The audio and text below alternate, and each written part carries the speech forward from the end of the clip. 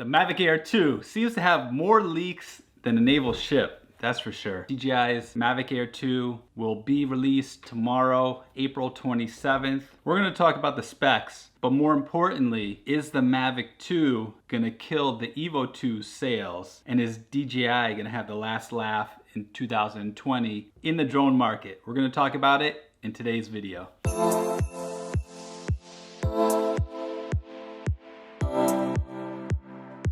So if you've been a drone enthusiast or following the drone market for a long time now, this almost feels like deja vu because Autel released the EVO, and then right before they released it, DJI came out with the Mavic Air to sabotage their sales. And again, here we are now, they're releasing the EVO 2, and of course DJI is like, you can't just release a drone and take all our profits. We got something for you, the Mavic Air 2. Seems like DJI always does this just when another company comes out with a drone. In this case, Autel, they're probably their biggest competitor right now. DJI wants to sabotage their sales. DJI seems to always have the last laugh. We'll see how it all plays out. So in today's video, I'm gonna take a closer look at everything so you have a more detailed perspective on these different drones, and you can make a decision for you whether you wanna go with the EVO 2, the Mavic 2, maybe both drones, maybe neither drone. So with that said, let's talk about some of the specs. I wrote them down on my computer just because there's a lot to talk about. So I'm gonna be reading off my computer, and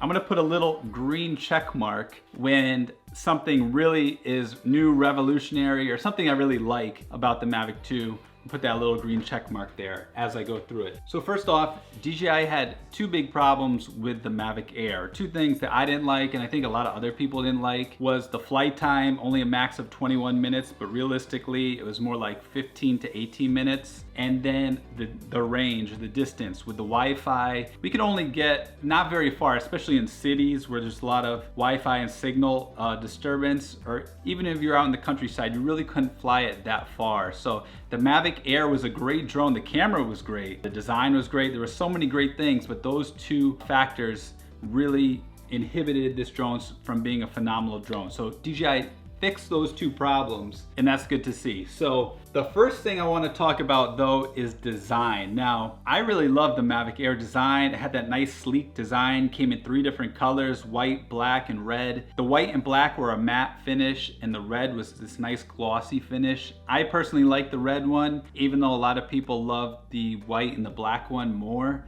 Seem to sell more than the red, but I personally love that red drone. Maybe because I also have the red shirt, matches my logo, everything. And just all 3 drones had a great design, had the nice sleek design. And instead, the new design seems just like a Mavic 2 Mini, you might want to call it. So it's just like the Mavic 2, it's just a lot smaller, and then they changed the camera, basically. There are some differences, but in terms of design, that's the basic essence of it. So it's a lot bigger than the original Mavic Air. I wish they had kept it smaller, but when we sacrifice size, it's okay because we have more features. So it's hard to get all the camera settings and features in a really small drone. I think DJI realized that, especially with the range and the flight time. I don't think they could do it with that nice small battery. So we have a bigger battery now, a newer design. I guess they kept like that Mavic 2 design. And therefore, I'm not totally disappointed by this design. It's like the Mavic 2, it's like a smaller Mavic 2. But I really like that original Mavic Air design. That was great. So next up, we're gonna talk about the weight. So the weight still isn't that much. So it's 570 grams or 1.26 pounds. So to me, that was great. Nothing astonishing, earth-shattering, but still, it's not a heavy drone. It's much bigger than the Mavic Air, but it's not too heavy. Now, if we look at the camera settings, of course, we have a 3-axis gimbal. That'll give us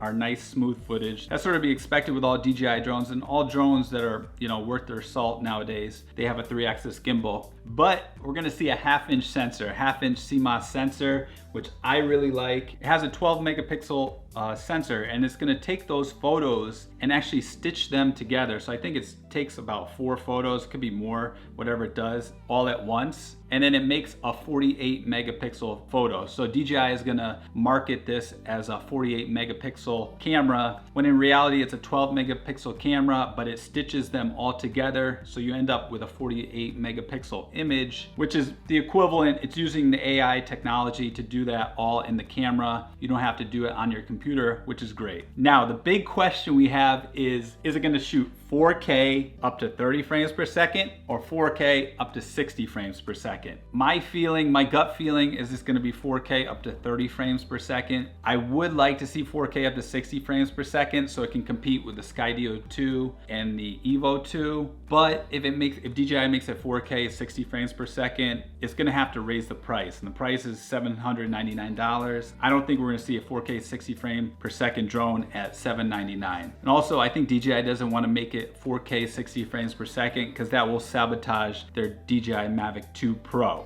Unless they're coming out with a MAVIC 3 pretty soon, which I don't believe they are, I think they're gonna keep it 4K 30 frames per second and therefore not take your sales away from the MAVIC 2 Pro because it also shoots 4K 30 frames per second, and then have the Phantom 4 Pro still up in that lineup with the 4K 60 frames per second option. Now it flies just like the Mavic Air, about the same speed, 42, 43 miles per hour at max speed, about 42.5 and 68 or 69 kilometers per hour. But like I said, they fixed the range of this drone. So instead of having Wi-Fi, they put OcuSync 2.0. So if you've flown the DJI MAVIC 2, you know OcuSync is amazing. You can fly really far with it. You have great range. Even if there are obstacles in your way, you can still fly your drone pretty far. And of course it says 8 kilometers, which is about 5 miles, which might be illegal because you can't see the line of sight. You can't see the drone 5 miles away. I mean, even after a mile and a half, 2 miles, it's really hard to see. I've flown my drone maybe a mile and a half, 2 miles, and I can barely see it. And that's with keeping my eye on the drone the entire time and having a clear line of sight and everything. So 5 miles seems a bit far, but glad to have it. And then of course, on your screen, you're gonna be able to have a 1080p live transmission. So you can do a live stream at 1080p and you can see it on your monitor in 1080p, which is great. Now on the bottom of the Mavic Air 2, you're gonna have an LED light, much like the Mavic 2 Pro or the Mavic 2 Zoom. And this is great because it's great for takeoff and landing, so the drone can see exactly where to land if you're in low light. And you can use it in other creative ways. I made a video about that up there. All right, so moving on to obstacle avoiding sensors. So it's gonna have your 2 obstacle avoiding sensors in the front, 2 in the back. So you got obstacle avoidance in the front, back, of course the bottom for takeoff and landing. It's not gonna have obstacle avoidance on the sides or the top, which is a little disappointing. I wish we had that, but I guess that's more for your premium drones like your Mavic 2 Pro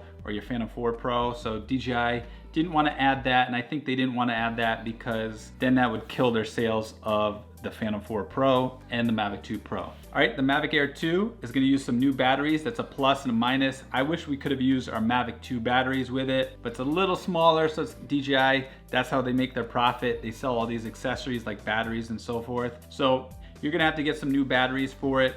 However, these batteries do last up to 34 minutes. That's in ideal circumstances. So realistically, we could see about 28 to 30 minutes of flight time. Now, one big complaint about the Mavic Air was that it was too loud. I didn't think it was that loud, but a lot of people thought it was way too loud. So DJI did fix that and added a little curves to the propellers. So that shape alone will make it a lot quieter. So we can expect the Mavic Air 2 to be quieter than the original Mavic Air. All right, now we're gonna talk about some intelligent flight modes. It is gonna have active track. It's gonna have quick shots, but the active track is gonna be active track 3.0, which is gonna follow you a little better than the Mavic 2. So to me, I saw this clip right here. It looked good, although it's nothing like the Skydio 2. So without those sensors on the side and the top, I don't think it's gonna be as good as the Skydio 2, but it could be comparable to the EVO 2. Now, one thing that's rarely ever mentioned on YouTube or any of the forums or anywhere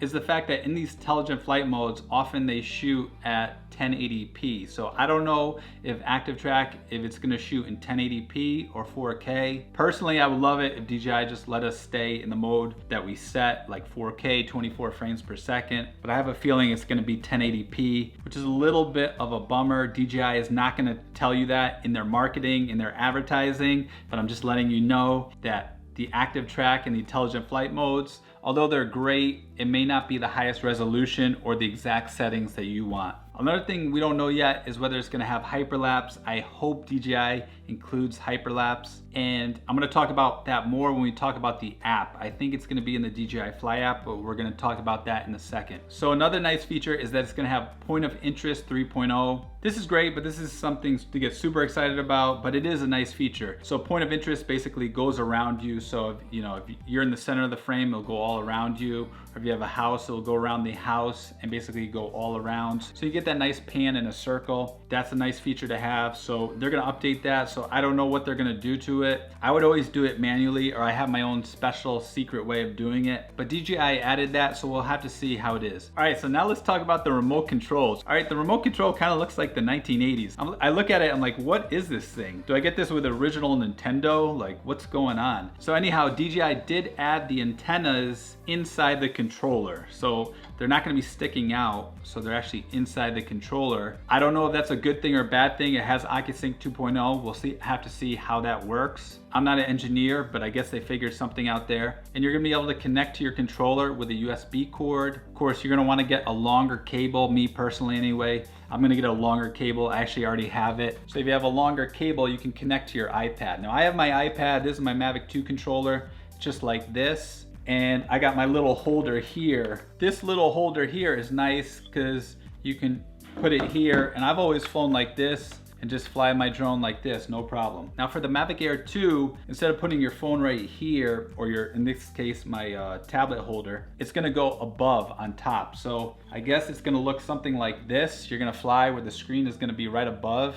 So to me, I'm not crazy about this design. I'm sure I can make it work. I don't think that holder is gonna be big enough for an iPad, but you can use a tablet holder like I have right here. I'll put a description and link below. And this thing is great. I use it all the time, and you can move it whether you want to shoot vertical, horizontal. You can look at it, and this thing is rock solid. So I use it all the time, and I plan on using it with the Mavic Air 2. It's just, it looks above there in that clamp. It might be a little wobbly, whereas the Mavic 2, this is pretty rock solid. So having that clamp, I'm not a big fan of it, but I'll adapt and get used to it. It's not a huge deal, but I'm not crazy about it. All right, so now a big question that I have, and I think a lot of people are gonna have, are we gonna fly the Mavic Air 2 with the DJI Go 4 app or the DJI Fly app? Okay, logically, the way it is now, the DJI Go 4 app would be better because it has more functions. However, I think we're gonna see the DJI Fly app because we already had that leaked video of the active track and it showed the DJI Fly app. So I think we're gonna see the DJI Fly app. I don't know how that's gonna play out with all the features. I think this is a good time for DJI when they release the Mavic Air 2 to also do all their updates for the DJI Fly app. So I think DJI is gonna make some plans. Might not be right away when the Mavic Air 2 comes out, but in the near future, what I think is gonna happen is they're gonna release the Mavic Air 2, then it's gonna be used with the DJI Fly app, and they're gonna add firmware updates on the DJI Fly app so that it's almost as good or darn close to as good as the DJI Go 4 app. You can also leave a comment below, what do you think? DJI Go 4 app or DJI Fly? All right, because now it's 2020, all drones in the United States are supposed to have ADS-B. I'm not sure about other countries, but here in the United States, drones released are supposed to have that technology, which basically notifies the drone pilot. You'll see helicopters and airplanes around you. Apparently DJI is gonna have two versions, one with ADS-B and one without ADS-B. Perhaps in other regions of the world, we're gonna see ones without ADS-B. In the United States and North America, in this region, we're gonna see it with it. I don't know, we'll have to see. Now, another thing we might see with the Mavic Air 2 is the drone to phone remote ID. It seems like everyone hates remote ID, myself included. But if DJI releases that app, they haven't released it yet. I made a video about it up here. That might be a release with the Mavic Air 2 altogether. We'll have to see how that all plays out, but if you've been watching the channel for a while, you know that I'm not a huge fan of remote ID, as are most drone pilots and hobbyists. So of course, DJI drones do have geofencing in them, which a lot of people don't like. Personally, I don't mind it. I think it's a good way to keep the airways safe. And it's not really good to fly near airports, military bases, stuff like that anyway. So I don't know why you'd want to do it, but that's a whole nother conversation. It obviously is going to have geofencing. The price is going to be $799. And then I think we're going to see the Fly More combo for $899 maybe $999, something like that. So DJI tries to get $1,000 out of you. I think with 3 batteries altogether, I think $999 seems like a reasonable price. We'll have to see. Now with all that said, let's take a closer look at the Mavic Air 2 versus the EVO 2, both the normal EVO 2 and the EVO 2 Pro. So we can see how these drones compare side to side. I know it's not exactly a fair comparison, but these are the two newest drones. So everyone likes the latest technology, the newest drones. We can look at the specs here and we can come to our own conclusions. So the EVO 2, the normal drone with the 8K sensor, and the Mavic Air 2, both are going to be able to shoot 48 megapixels. They both have a 1/2 inch sensor. So you're probably going to see similar video quality from the two. Maybe the Mavic Air 2 might be even a little better in low light because it has fewer megapixels. Remember, megapixels are great for photography, at least normal photography. In low light and in video, you're gonna wanna have fewer megapixels. So 12 megapixels is nice, but having 12 megapixels, you're still gonna be better in low light. And the fact that it uses the artificial intelligence to put those photos together, you're gonna have a better image than a sensor that just shoots at 48 megapixels, at least with a 1/2 inch sensor, because having all those megapixels on that small sensor is not going to be good in low light. So low light conditions, the Mavic Air 2 sensor is going to be better than the EVO 2, at least by the spec sheet. So we look at video wise, and there's not too much difference with the lens, with the EVO 2 shooting f1.8 and the DJI MAVIC Air 2 shooting f2.8. We don't know the focal length yet for the Mavic Air 2, but we can see the EVO 2 is 26 millimeters, and then the EVO 2 Pro shoots at 29 millimeters. So obviously the EVO 2 Pro is gonna be nice having that f2.8 to f11. Personally, I'd rather have the flexibility to shoot from f2.8 to f11, as you can see with the EVO 2 Pro. And usually I find about f5.6, you're gonna get the best sharpness and best image quality, whereas you shoot at f2.8, or you shoot, wide open f1.8 with the EVO 2 or f2.8 with the Mavic Air 2, it's gonna be a little fuzzy on the edges. It's not gonna be quite as sharp. So the EVO 2 Pro has the advantage with the lens. Now we take a look at the video. The EVO 2 obviously wins because it shoots 6K and 8K. The Mavic Air 2 is only gonna shoot 4K. I think only 30 frames per second, where the EVO 2 shoots 4K up to 60 frames per second for both of the EVO 2 drones. So the EVO 2 has a big advantage there. However, like I said, video, you want a smaller megapixel count. So the EVO 2 Pro only has 20 megapixels, so you're gonna get great image quality with a 1-inch sensor shooting at 6K. Whereas 8K shooting on a 1/2 inch sensor, that's gonna be good, but to me, that's kind of overkill. And the 4K quality, I think if you put it side by side with the DJI MAVIC Air 2, when all said and done, I think it's gonna be very comparable. Now the flight time with the EVO 2, I heard realistically you're gonna get 35 minutes, where the Mavic Air 2, you're gonna get probably 29 or 30 minutes. So we gotta give the edge to the EVO 2 here for flight time. But with that said, they're all great. Having that flight time is still gonna be great no matter what drone you choose. The max speed, the EVO 2 is gonna be a little faster, but not much, so that's not that big of a deal. One considerable factor, which I imagine we'll see, is the EVO 2 is going to be better in strong wind gusts up to 39 to 46 miles per hour, whereas the Mavic Air 2, I think we're going to see up to about 25 miles per hour wind. So if you're flying in real windy conditions, you're going to want the EVO 2 Pro. It's just a bigger drone, so it's going to be more robust and better in windy conditions. And then range, 9 kilometers versus 8 kilometers. I mean, that's just crazy. You're never going to go that far, so it's not going to be that big of a deal. They both have great range. Now size, the Mavic Air 2 is smaller. It weighs about half the weight of the EVO 2, so you got to give the advantage for the Mavic Air 2. And then the final factor is the price. At only $799, that's $700 cheaper than the EVO 2 8K drone. So, and it's nearly half the price of the EVO 2 Pro. So it's gonna be hard for a lot of people to justify the price of getting the EVO 2 when you can basically buy 2 Mavic Air 2s for the same price as the EVO 2 Pro. Obviously the EVO 2 Pro is a better drone, and the EVO 2 8K looks like a great drone, but we don't really need 8K, and for that price, I would prefer the Mavic Air 2 over the EVO 2. So my final verdict is yes, the Mavic Air 2 is gonna take sales away from the EVO 2. Once again, the DJI will probably have the last laugh, although the EVO 2 Pro is probably still the best foldable drone on the market today.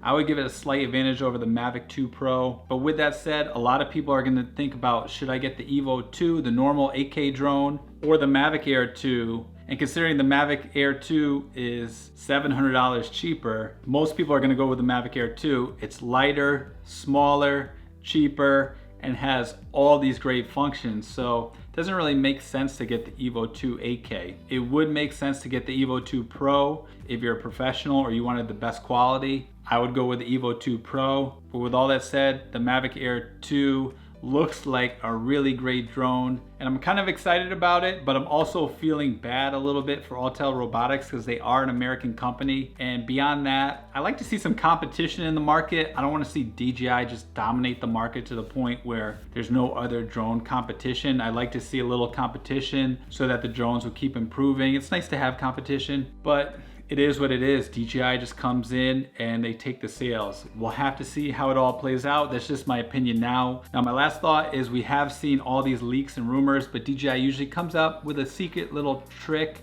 or something we haven't seen before. So I hope we see a new intelligent flight mode or something we haven't seen before. So tomorrow, after DJI announces the Mavic Air 2 at 9 a.m., I am gonna do a live stream about a half an hour later, so about 9:30 a.m. Eastern Standard Time. I'm gonna do a quick live stream on my YouTube channel right here. So make sure you subscribe to my channel, press that bell notification so you get notified when I go live.